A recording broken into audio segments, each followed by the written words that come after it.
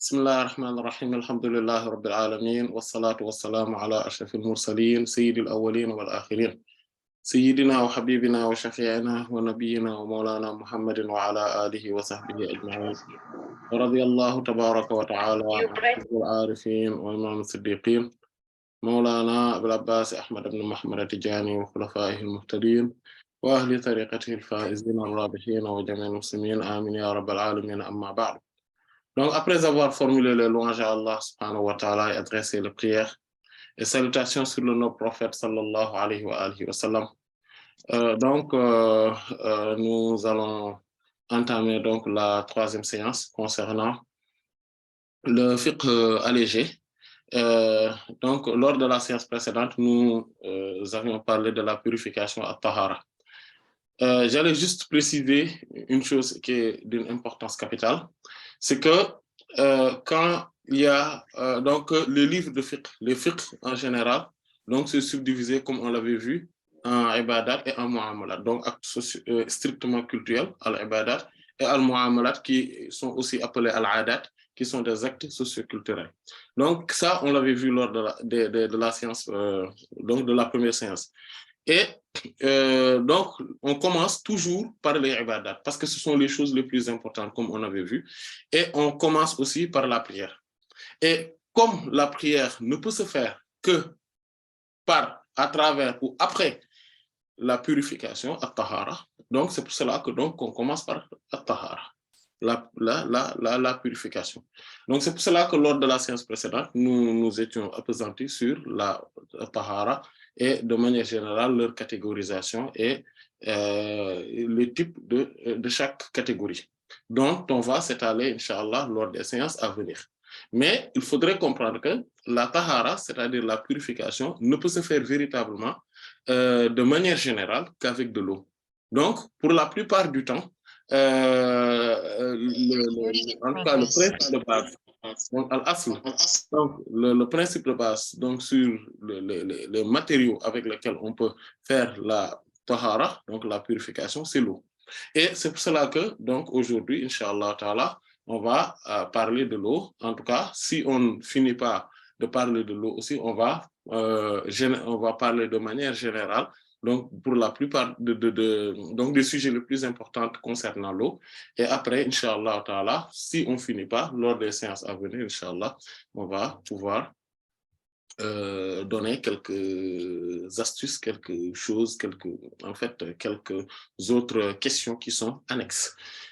Donc, Inch'Allah, on demande qu'Allah subhanahu wa ta'ala nous aide donc dans cette tâche et on dit Bismillah ar-Rahman ar-Rahim, donc l'eau, alma. Donc, alma, c'est l'eau.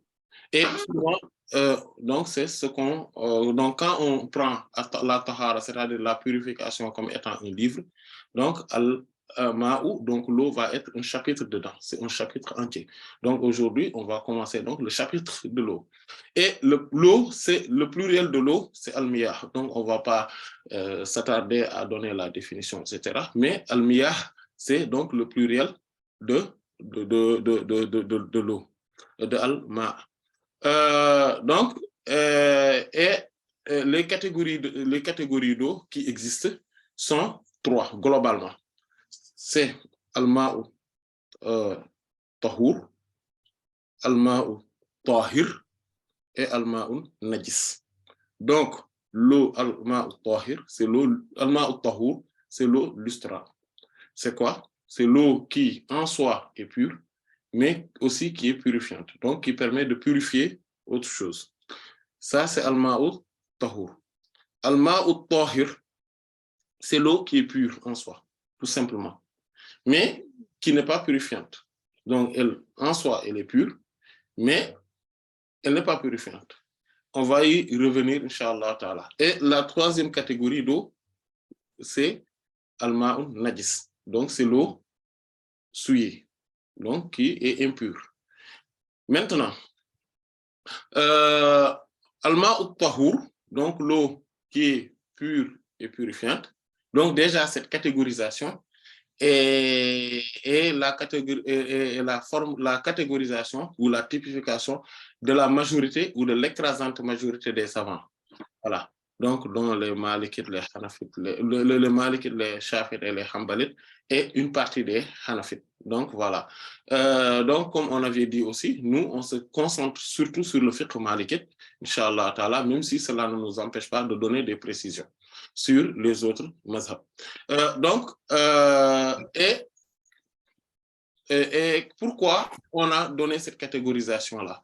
Parce que le prophète sallallahu alayhi wa sallam, comme le raconte Sayyidina Abu Hurairah radhiyallahu anhu, dans un hadith qui est dans le Muwatta de l'imam Malik rahimahullah, mais qui est aussi rapporté dans les Sunan, donc de l'imam Abu Dawud, Tirmidhi, Nasa'i, Ibn Majah et autres, rahmatullah ala al-jami', où le prophète sallallahu alayhi wa sallam, donc Sayyidina Abu Hurairah radhiyallahu anhu dit, il y a quelqu'un qui est venu, donc qui était un Arabi, donc un Bédouin.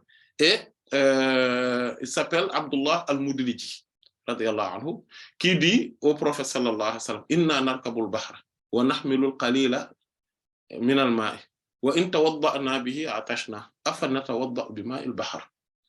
Il dit ô envoyé d'Allah sallallahu alayhi wa sallam, nous partons en mer, en océan, et nous emportons avec nous peu d'eau.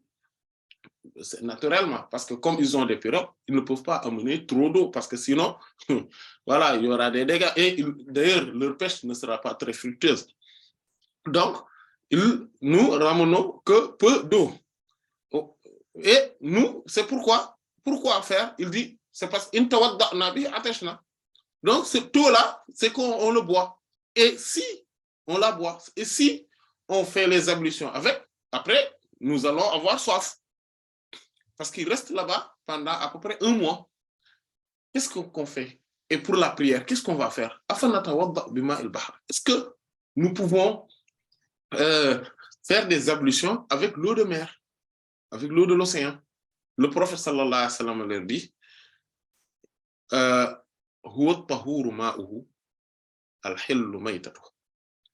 oui, l'eau de mer là, la mer, l'océan, son eau est lustrale, donc elle est pure et purifiante.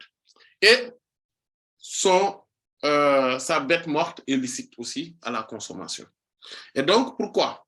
Parce que cela montre qu'il y a des parts d'eau qui sont, c'est-à-dire que l'eau de mer, parce qu'eux, ils se sont dit que nous, on sait que l'eau, de manière générale, on peut l'utiliser pour faire nos ablutions. Ça, on le sait. Mais, vu que l'eau de mer est salée et peut avoir aussi, on peut en prendre et qu'il y a des algues dedans, etc. Donc, nous allons nous poser une question. On sait qu'il y a de l'eau pure et purifiante. Ça, on le savait. On savait qu'il y a de l'eau impure. Mais ce qui les pousse même à poser cette question, c'est parce qu'ils savent qu'il y a de l'eau qui est intermédiaire, qui est pure, parce qu'on sait que l'eau de mer est pure. Mais nous, la question qu'on se posait, c'est que est-ce qu'elle est purifiante? Donc, vous voyez que la question même implique le fait qu'ils se disent que non, parce que tout le monde sait que l'eau de mer est pure. Mais est-ce qu'elle est purifiante? C'était la question. Et donc, ce qui montre qu'il y a... Et le prophète sallallahu alayhi wa sallam ne les a pas corrigés par rapport à ça. Il ne les a pas dit que non, en réalité, de toute façon, toute eau pure est purifiante. Donc, il ne les a pas dit cela. Donc, à partir de ce moment-là, on sait que... Mais il les a juste donné des renseignements qu'en réalité, cette eau-là, elle est non seulement pure, mais elle est aussi purifiante. Donc, elle est lustrale. Donc, c'est cela ça, c'est un des arguments. On ne va pas aussi s'apesantir trop sur les arguments donc, par rapport à cela. Et donc, maintenant, et Allah subhanahu wa ta'ala aussi avait dit, donc bien sûr, que nous avons fait descendre du ciel donc de l'eau pure et purifiante, donc qui est lustrale. Et donc, ce qui sous-entend qu'il y a de l'eau impure, mais aussi qu'il y a quelques eaux qui ne le sont pas. Et d'ailleurs, Allah subhanahu wa ta'ala dit dans le Saint-Coran, وَسَقَاهُمْ رَبُّهُمْ شَرَابًا طَهُورًا, pour parler donc des gens du paradis, Allah subhanahu wa ta'ala dit, وَسَقَاهُمْ رَبُّهُمْ, Allah subhanahu wa ta'ala les abreuve de sharaban, donc d'une boisson tahura, qui est pure et purifiante. Alors que ici, on sait que les boissons que nous avons, en tout cas les jus, etc., sont pures, mais ne sont pas purifiantes. Donc, elles sont pures, c'est-à-dire tout ce qui n'est pas impur est pur. Donc, on sait qu'il y a donc de cette catégorisation-là. Donc, on ne va pas trop s'attarder sur beaucoup de choses donc sur ces questionnements, mais c'était juste pour parler donc de cette catégorisation-là et de l'origine de l'argumentaire. Et d'ailleurs, on peut finir tout simplement par le fait que le prophète sallallahu alayhi wa sallam ait dit, dans le hadith rapporté par Sayyidina Abu Hurairah radhiyallahu et Sayyidina Jabir radhiyallahu anhu, qui sont aussi dans les Sahih, l'imam Bukhari, l'imam Muslim rahmatullahi alayhi, surtout le hadith de Sayyidina Abu Hurairah radhiyallahu anhu, où le prophète sallallahu alayhi wa sallam a dit, il dit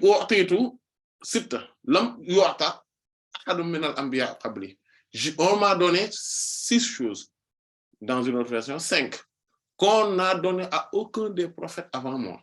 Et il a dit dedans, parmi ceci, il dit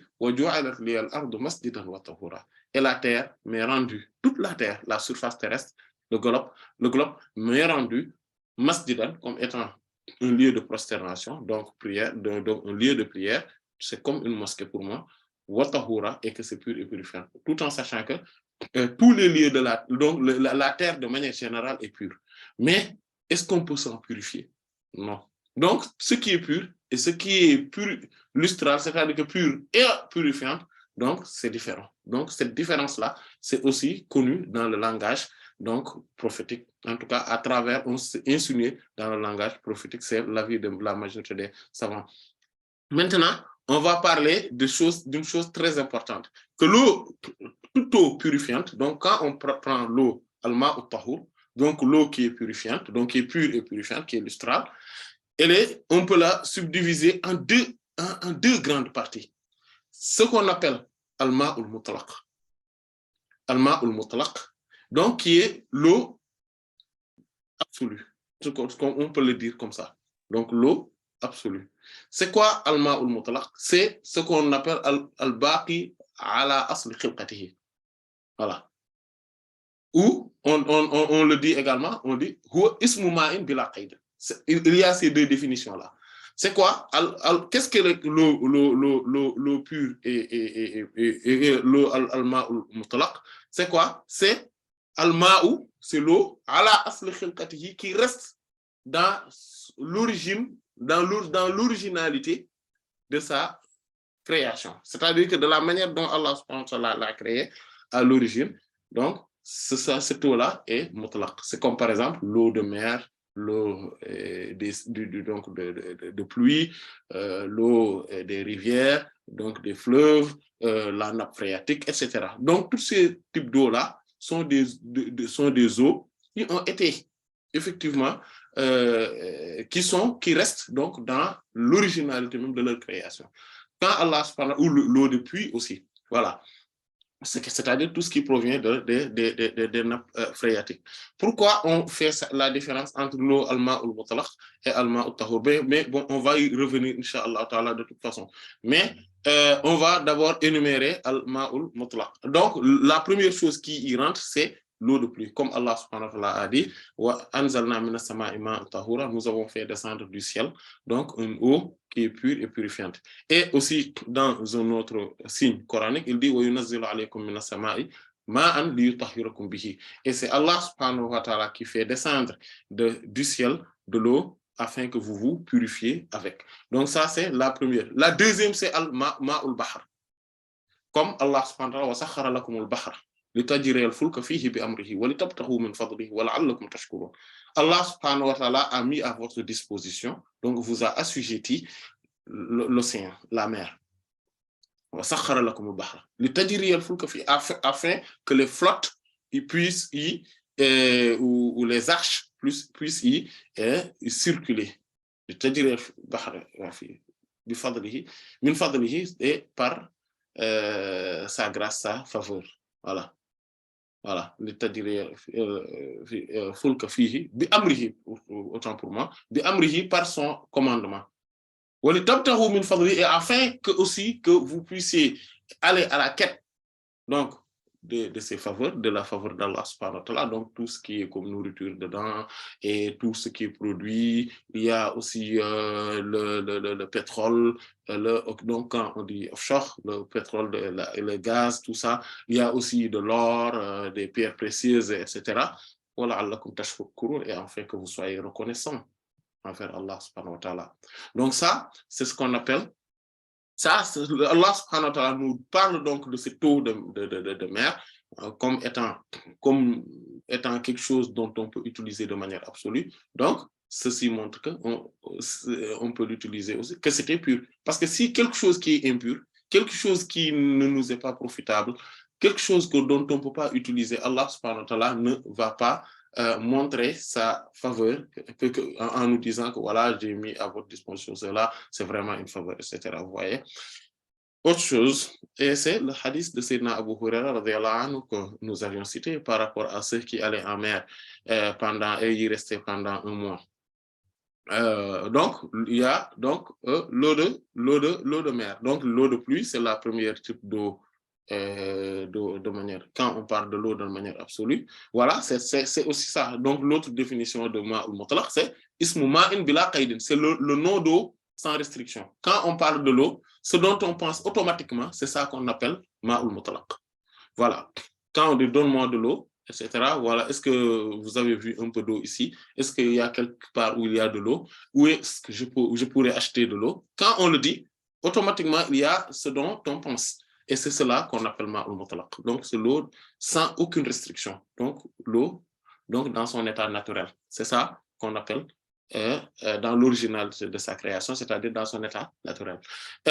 Donc, ça, c'est le deuxième type d'eau. Donc, il y a l'eau de pluie, il y a l'eau de mer. Le troisième type d'eau, c'est ma'un nahar. C'est l'eau donc des fleuves. Donc, il y a dedans donc, de tout ce qui est des rivières, etc. Donc, et ça, Allah subhanahu wa ta'ala aussi, il dit wa sakhara lakumul anhara. Wa sakhara lakumul anhara. Allah subhanahu wa ta'ala vous a assujetti aussi quoi? Les fleuves. Voilà. Et donc, c'est avec la même manière qu'on peut se baser pour parler de l'eau de mer, donc en disant qu'elle est lustrale, mais aussi c'est voilà, donc elle est pure et purifiante. Et donc, c'est pareil que aussi pour l'eau des fleuves et des rivières, etc. D'ailleurs, Allah subhanahu wa ta'ala appelle donc les fleuves comme étant des mers, quand il dit Maraj al-Bahrayni yaltaqiyan, quand il dit que donc il y a deux fleuves, donc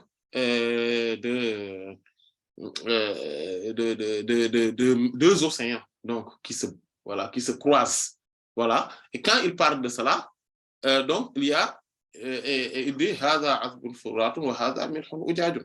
Celle-ci donc elle est douce donc et non salée, et ça c'est l'eau de fleuve en fait qu'il dit. Et l'autre océan, c'est celle-là qui est salée, amère, à cause de ce caractère salé. Donc, et ça, on l'appelle l'eau de...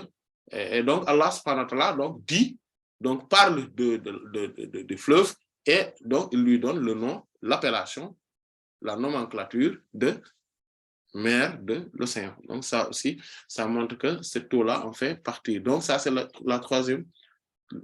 troisième type d'eau. Le quatrième type d'eau, c'est ma'ul bi'r, l'eau de puits. Donc, avec tout ce qui est château d'eau, puits, forage, etc. Donc, pourquoi? Parce qu'il y a le hadith de Sayyidina Abu Sa'id al-Khudri radhiyallahu ta'ala anhu, où donc le prophète sallallahu alayhi wa sallam, donc qui est dans les sunan, de Imam Abu Dawud, Tirmizi et An-Nasa'i, donc ils l'ont rapporté, et où le prophète sallallahu alayhi wa sallam a été interrogé. Donc, où voilà, on a vu le prophète sallallahu alayhi wa sallam dans Ma'ul, dans Bi'r Buda'a. Ce hadith-là est communément appelé le hadith Bi'r Buda'a.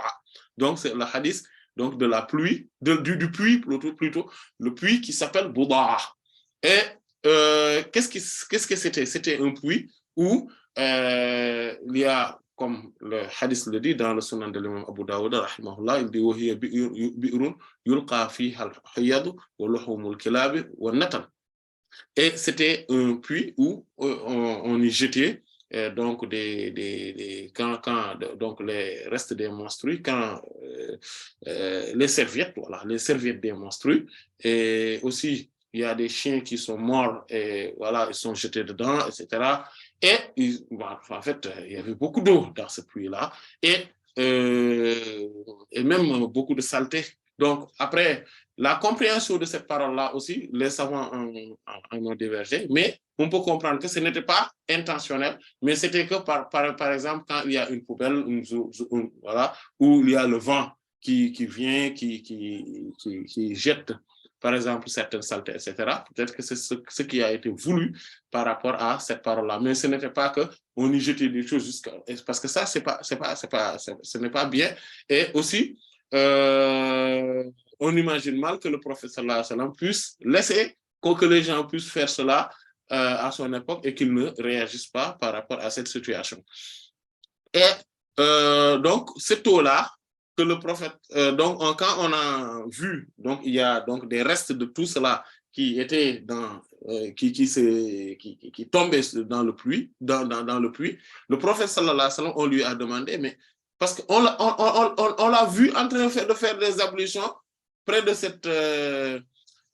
de ce puits-là, et on sait que l'eau-là avec laquelle il est en train de faire ses ablutions provient de ce puits-là.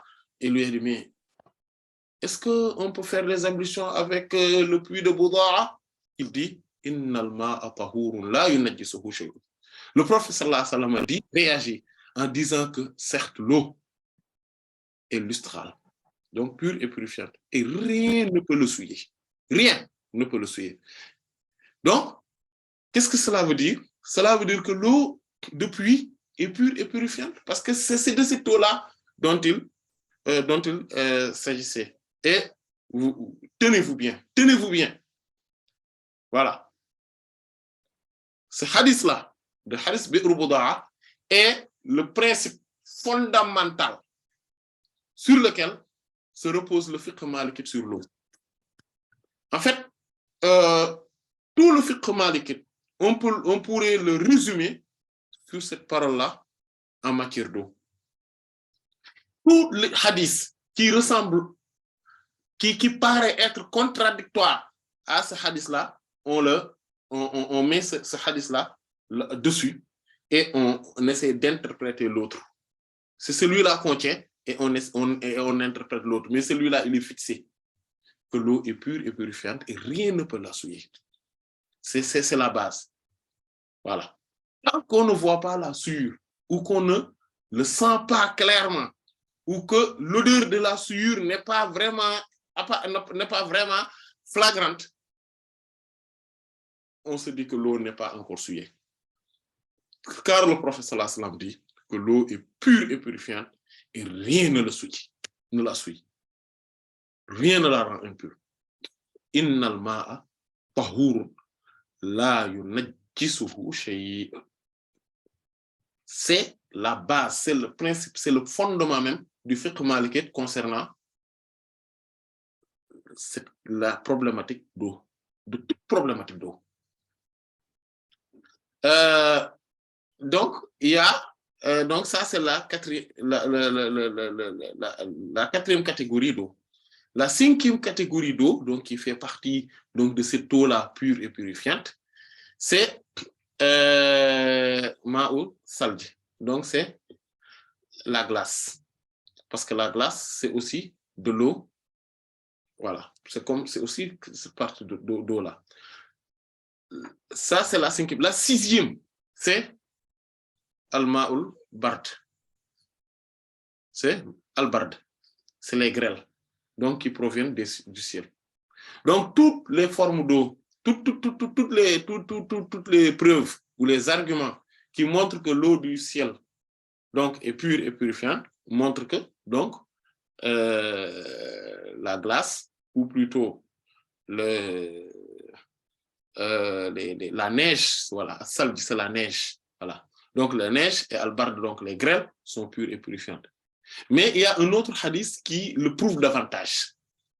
C'est le hadith de Sayyidina Abu Hurayrah radiyallahu ta'ala anhu qui est dans les Sahih aussi, de l'imam al-Bukhari et de l'imam Muslim rahmatullah alayhi, où il dit que le prophète sallallahu alayhi wa sallam, kana Rasulullah sallallahu alayhi wa sallam, idha kabbara sakata hunayhatan, faqultu bi abi anta wa ummi ya Rasulallah, ara'ayta bayna at-takbir wal qira'a, madha taqul?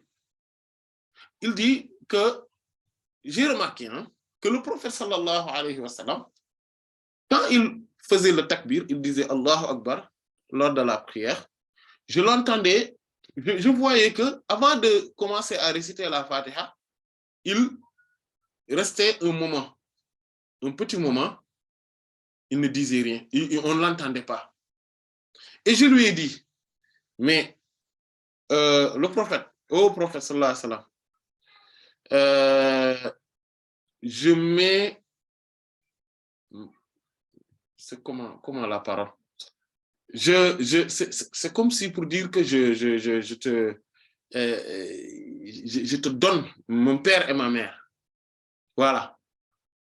Dis-moi, qu'est-ce que vous récitez, vous dites en ce moment-là?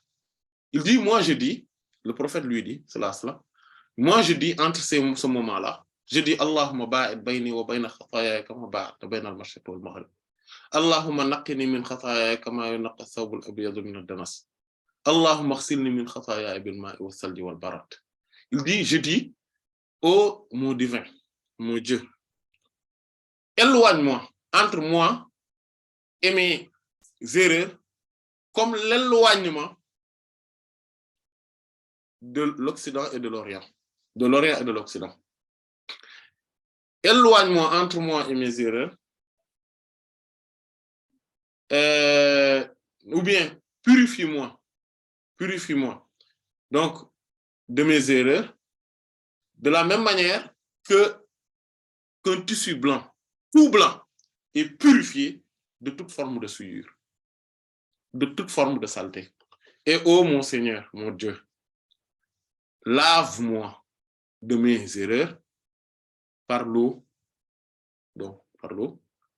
par la neige et par la grêle. Donc, en parlant de l'eau, donc après, comme en fait les erreurs, les péchés, les fautes sont d'une forme de chaleur, donc il y a une forme de chaleur, vous voyez, parce que c'est ce qui engendre le feu, etc. Donc, maintenant, il faut la laver avec l'eau, la neige et la grêle. On va juste souligner quelque chose. C'est que le prophète sallallahu alayhi wa sallam, quand il dit cela, c'est pour que nous autres, nous en prenons, nous l'apprenons et que nous le récitions. Mais le prophète lui-même, sallallahu alayhi wa sallam, ne commet pas de péché, vous le savez, parce que tout simplement, il est indéfectible, tout simplement. Mais c'est pour l'enseignement. Ça, c'est important. La 7e type d'eau, c'est donc ma'ul ayun. Donc, c'est l'eau donc de source. Donc, et tout ce qui provient de nappe phréatique, comme Allah subhanahu wa ta'ala aussi a parlé de cette eau-là. Il dit alam tara anna Allah anzala minas sama'i ma'an fasalakahu yanabi'a fil ard. Donc, ne vois-tu pas qu'Allah subhanahu wa ta'ala a fait descendre des cieux, plutôt du ciel de l'eau, et il a donné une itinéraire donc dans les nappes phréatiques et qui sont sur terre. Donc, tout cela aussi montre que ça aussi, ce sont des eaux, donc de l'eau pure. Donc, ces 7 types d'eau, généralement, sont les 7 types donc d'eau qui sont tout simplement à l'origine, donc ce qu'on appelle l'eau pure, donc l'eau sans forme de restriction, donc l'eau à l'état naturel, ce qu'on appelle l'eau à l'état naturel, l'eau absolue. On l'appelle ma'ul mutlaq. Voilà. Voilà, ma'ul mutlaq. C'est important de le connaître ça parce que tout ce qui est ma'ul mutlaq, si on le trouve dans son milieu naturel, quel que soit son goût, son odeur, sa saveur, cette eau-là est pure et purifiante. Dans une rivière, si, par exemple, l'eau de mer, l'eau de l'océan est salée, on sent la saveur, le sel. Cela ne l'empêche pas d'être pure et purifiante. L'eau des rivières et des marigots, ou bien l'eau de puits, etc. S'ils ont une odeur particulière, un goût particulier ou une couleur particulière, quel que soit cela, cela ne l'empêche pas d'être pure et purifiante. C'est important de savoir ça. Voilà. Par exemple, il y a la couleur que pourrait prendre une eau à cause, par exemple, des pierres qu'il traverse. qu'elle traverse, ou à cause donc des racines d'arbres qu'elle traverse ou qui sont dedans, etc. Il y a beaucoup de changements qui peuvent s'opérer par rapport à ça, mais cela ne change pas le fait que l'eau est pure et purifiante. Ça, c'est très important. C'est pour cela qu'on les a cités là. On ne les a pas cités pour juste énumérer des choses qu'on pourrait connaître déjà. Mais on les a cités pourquoi? Pour qu'on puisse comprendre que, attention, il y a de l'eau, que toute eau qui est pure et purifiante, qui est à l'état naturel, ou plutôt toute eau qui est à l'état naturel, donc qu'on appelle le ma'ul mutlaq. C'est une eau qui, dans son état naturel, quand elle est comme ça, on n'a rien à craindre, c'est une eau qui est pure et purifiante. Voilà. Si vous comprenez ça, vous avez compris beaucoup de choses. Maintenant, il y a une autre eau qui est particulière, qui est comme l'eau de pluie, mais qui est dont il y a une divergence chez les savants. Est-ce qu'on peut l'utiliser? Mais l'avis le plus juste, c'est qu'on peut l'utiliser. C'est quoi? C'est Ma'u Zamzam. C'est l'eau de Zamzam. L'eau de Zamzam, c'est l'eau la plus pure sur Terre qui existe. Comme tous les hadiths le disent, comme on le sait, on n'a pas besoin de trop détailler là-dessus, mais tout le monde sait que l'eau de Zamzam est l'eau la plus pure et la plus bénie sur Terre. Al-Hafiz ibn Hajar rahimahullah dit qu'il y a une autre eau qui est meilleure que l'eau de Zamzam. C'est l'eau qui jaillissait entre les doigts du prophète sallallahu alayhi wa sallam. C'est cette eau-là, c'est la plus pure, c'est la meilleure de toutes sortes d'eau qui ait pu exister et qui existera. Voilà. Et que il y a aussi autre chose qui est importante, c'est que il y a un hadith de l'imam Ahmad ibn Hanbal qui est dans son musnad rahimahullah, ou donc rapporté par Sayyidina Ali radiyallahu ta'ala anhu, qui dit que anna nabiyya sallallahu alayhi wa sallam da'a bi sajlin min ma'i zamzama fa shariba minhu wa tawadda. Que le prophète sallallahu alayhi wa sallam avait commandé donc un seau d'eau de Zamzam et il en a bu et il a fait ses ablutions avec. Et donc ce hadith là nous montre qu'on peut utiliser donc cette eau de Zamzam et qu'il n'y a aucune forme donc d'interdiction là-dessus. Maintenant, la question qui pourrait se poser, c'est que est-ce qu'on peut enlever une souillure, l'eau de Zamzam? La réponse est que la presque totalité des savants ont soutenu qu'on peut faire usage de l'eau de Zamzam pour enlever la souillure. Donc, même si certains savants considèrent que malgré cela quand même, si on a une autre eau, vaudrait mieux utiliser l'autre eau et délaisser l'eau de Zamzam. À cause de quoi? À cause donc, du respect qu'on pourrait avoir par rapport à cette eau bénite. Et il y a une autre chose qu'on pourrait, qui a une certaine particularité, même si c'est de l'eau à l'état naturel, hein, c'est par exemple l'eau chauffée. L'eau chauffée. Vous voyez, nous, quand on est dans sous nos douches, etc., il y a de l'eau qui est froide, l'eau chauffée, voilà, etc. Mais quelle est cette eau-là, cela n'empêche pas que cette eau-là, ce qu'on appelle ma'ul musakhan, on l'appelle donc dans le jargon des fuqaha, donc des juristes, ils l'appellent al-ma'ul musakhan. Voilà. Et cette ma'ul musakhan est catégorisée en plusieurs types de ma'ul musakhan. Il y a d'abord ce qu'on appelle al-ma'ul mushammas, c'est-à-dire que l'eau qui est exposée au soleil. Donc, vous voyez, donc il a été chauffé, mais parce qu'il s'est beaucoup exposé au soleil, cette eau-là est pure et purifiante. Il n'y a rien qui l'empêche de le faire. Cependant, il faudrait comprendre que les malikites, par exemple, ont prohibé l'usage de cette forme d'eau-là. Même l'eau chauffe, qui est trop chauffée. Pourquoi? Parce que ça peut déconcentrer la personne. qui faisait ses ablutions, etc., oui, au lieu de se concentrer sur l'acte d'adoration qu'il est en train de faire, il va se concentrer plutôt sur la chaleur, il va se dire, oh là là, c'est trop chaud, etc., tout ça. Donc, c'est à cause de ça, donc, c'est déconseillé. Mais sinon, il n'y a aucun souci là-dessus. Et après, il y a un deuxième type de ma'ul musakhan, c'est al-musakhanu bi tahir. Donc, ce qui a été chauffé par quelque chose de tout simplement de pur. Voilà, il n'y a rien, donc il n'est pas en contact avec quelque chose d'impur, donc qui faisant qu'il a été chauffé. Donc, ce qui, comme par exemple un combustible avec un gaz, etc. Donc, voilà, donc les chauffe-eau, etc. Tout ça. Donc, il n'a aucun contact avec quelque chose qui n'est pas pur. Donc, il y a rien qui rend, voilà, qui le rend impur.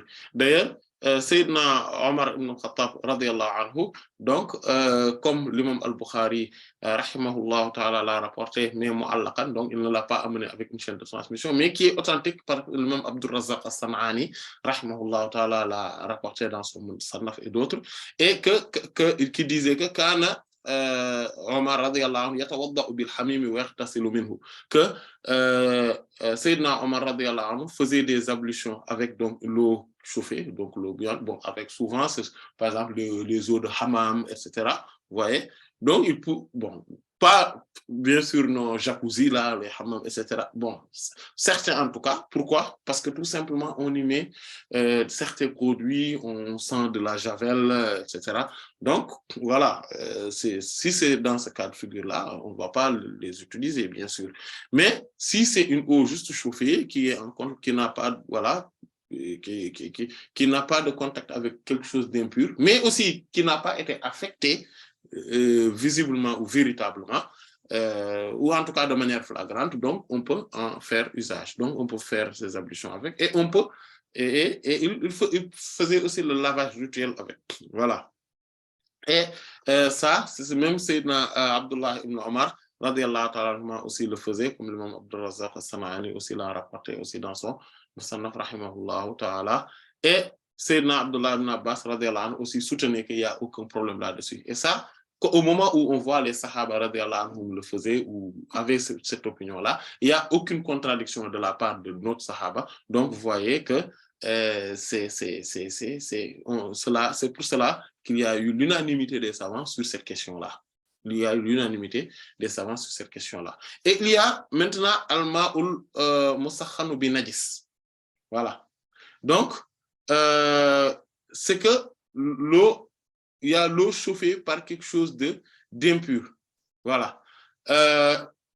Si, par exemple, le combustible, quand on le met dans une marmite, il y a le combustible avec lequel on l'a chauffé. Voilà, ce qui permet de le chauffer, le feu. Si celle-là était impure, si la marmite est couverte, d'ailleurs, et même pas, s'il n'y a pas d'impact direct sur l'eau, donc ce n'est même pas un problème. Mais cependant, si il y a un contact direct avec ce qui le permet de chauffer, comme par exemple, on prend un produit quand on le jette dans l'eau, ça bouille, l'eau se chauffe, etc. Et que dans ce produit-là, il y a de l'impureté et qui est en contact avec l'eau et qui même a eu donc un impact sur cette eau-là devient impure. Et donc ça aussi, il faudrait le comprendre. Et il y a une autre question, ben bon, après il y a certaines questions, on va en reparler, Inch'Allah. Mais, donc l'eau pure, elle est là, donc l'eau pure et purifiante. Maintenant, il y a ce qu'on appelle, quand on a parlé d'alma ou mutlaq, maintenant, il y a une autre eau qui n'est pas mutlaq, mais qui est tahour quand même. En fait, toute eau mutlaq, tout ma'un mutlaq, c'est-à-dire que toute eau à l'état naturel, donc absolu, donc sans restriction, toute eau qui est comme ça est pure et purifiante. Mais toute eau pure et purifiante n'est pas naturelle. C'est important, c'est pour cela qu'on a dit que même l'eau pure et purifiante est subdivisée en deux. C'est celle-là qui est pure et qui est à l'état naturel, et l'autre c'est quelque chose qu'on a allégé. C'est quoi? C'est comme par exemple quand on a un puits, par exemple, il y a des feuilles qui tombent sur le puits, des feuilles d'arbres. On ne peut pas s'en empêcher parce qu'on ne peut pas tout le temps fermer le puits, rouvrir, refermer, rouvrir, etc. On ne peut pas. Mais il y a des feuilles d'arbres qui tombent dedans, cette eau-là, même si il y a la saveur, la couleur, etc., qui ont altéré ou quelque chose d'autre, en tout cas, qui est en contact ou qui cohabite. Voilà, donc il y a une forme d'al-mujawara. Donc il y a une cohabitation avec cette eau-là, donc qui fait que l'eau a changé de goût, de saveur ou d'odeur. Cela ne rend pas l'eau non lustrale. Donc l'eau reste lustrale, c'est-à-dire pure et purifiante. Par exemple aussi, comme par exemple si j'ai une bouteille où il y avait de l'eau de javel, je le vide, je mets de l'eau dedans, je rince, il y a l'odeur qui reste.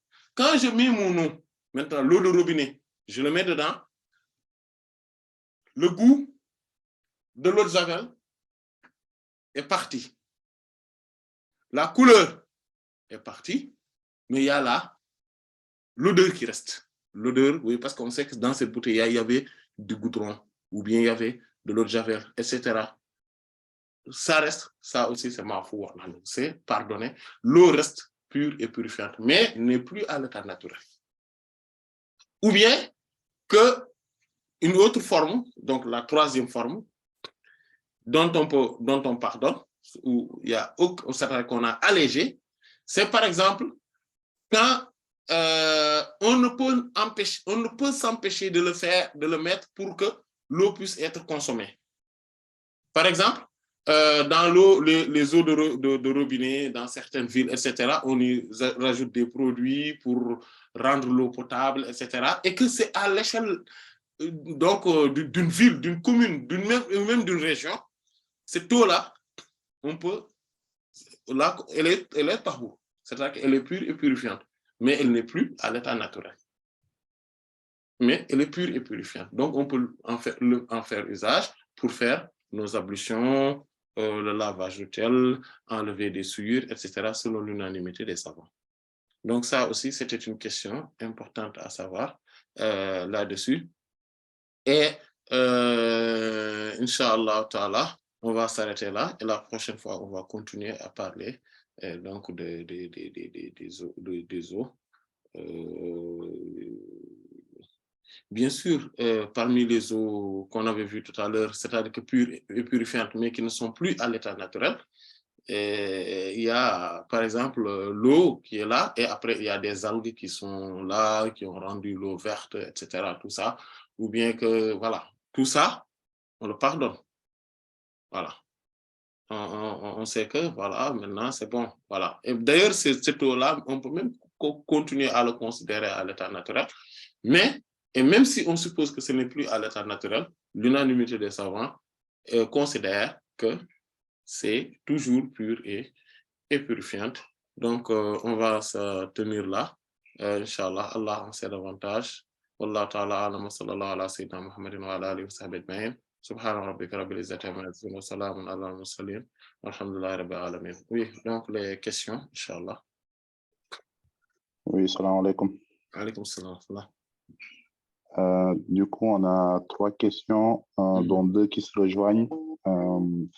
Et elle demande en fait où est-ce qu'on peut retrouver la doua que le prophète sallallahu alayhi wa sallam il faisait entre le takbiratul ihram et le début de la sourate al-Fatiha. Oui, c'est comme on avait dit. Bismillah, alhamdulillah, wa salatu wa salam ala rasulillah wa ala alihi wa sahbihi wa man wala.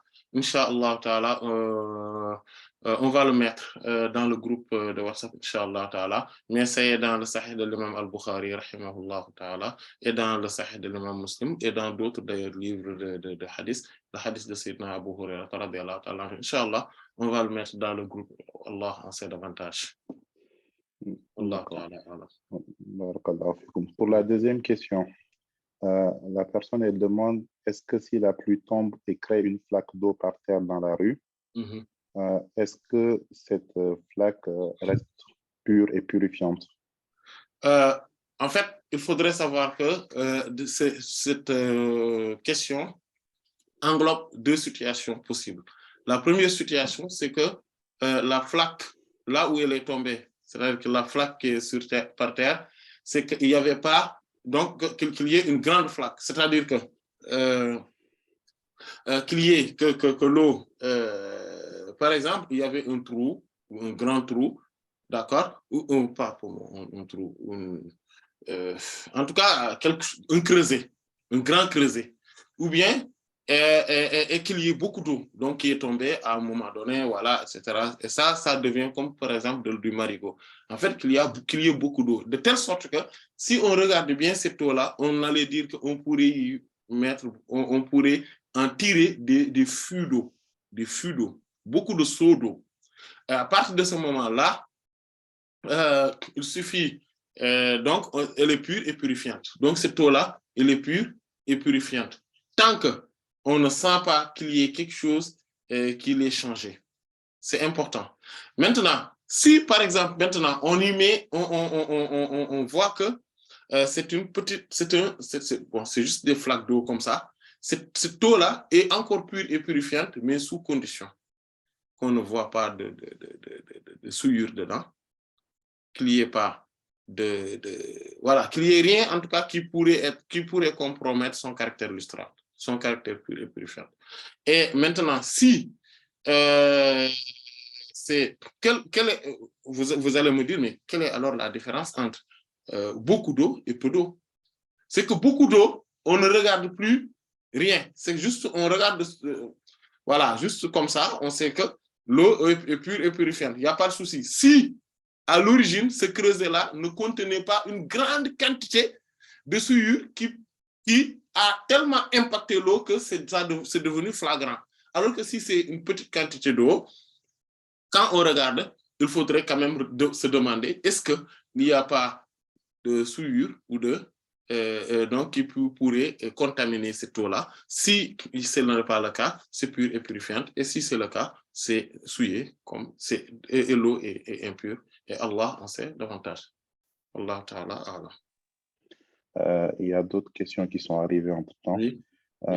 Donc, dans la question suivante, la personne, elle demande, est-ce que l'eau qu'on vend en bouteille dans les magasins peut être considérée comme purifiante? Oui, c'est des eaux de source. Bon, en général. Ou bien, en tout cas, elles proviennent donc donc de lieux purs et purifiants. Donc, cette eau-là est considérée bien sûr comme pure et purifiante parce que ce sont des eaux de source. C'est comme si que je prenais donc mon seau d'eau, je vais donc dans les montagnes ou quelque part ailleurs et j'en prends de l'eau. Maintenant, quand c'est une eau gazeuse et que cette eau gazeuse-là ne l'est pas à l'état naturel, c'est-à-dire qu'on y a injecté du gaz et cette eau-là ne devient plus, est toujours pure, mais n'est plus purifiante et Allah en sait davantage. Dernière question qui est arrivée. La personne, elle demande, est-ce que vous pouvez rappeler les 4e, 5e et 6e types d'appellation de Ma'out Tahour? C'est quand on citait, en fait, c'est quand on citait les 7 types d'eau qui sont des eaux absolues. Oui, elle demande il y a donc le 4e, c'était Ma'oul Bi'r. C'est l'eau de pluie. C'est ça? Oui. Voilà, le 5e, c'est Ma'oul Saldi, c'est l'eau de neige. Le 6e, c'est Ma'oul Bard, c'est Al-Bard. Bard, c'est la grêle, parce que c'est froid. Donc la neige et la grêle, ce sont des eaux, ce sont des types d'eau, voilà, qui sont pures et purifiantes. Voilà. Soit on les utilise pour faire les purifications sèches, secs, les ablutions sèches, d'accord? Ou bien qu'on attende qu'ils se transforment en état liquide et on peut les utiliser aussi. Quand on les recueille, bien sûr, quelque part. Voilà. Et l'autre, c'est Ma'ul Uyun. Donc, c'est les eaux de source. Donc, les eaux donc, qui proviennent des montagnes, et qui sont voilà, des rivières, de nappes phréatiques surtout. Donc, des nappes phréatiques. Tout ce qui, donc, ce sont, voilà, tout ce qui provient donc, des nappes phréatiques, les eaux de source, comme on dit. Voilà, ce sont ces quatre-là donc qu'elle a demandé. C'est cela. Allah sait davantage. Jazakumullah khairan. Wallahu ta'ala a'lam. Sallallahu ala sayyidina Muhammadin wa ala alihi wa sahbihi ajma'in. Subhana rabbika rabbil izzati amma yasifun wa salamun ala al mursalin walhamdulillahi rabbil alamin.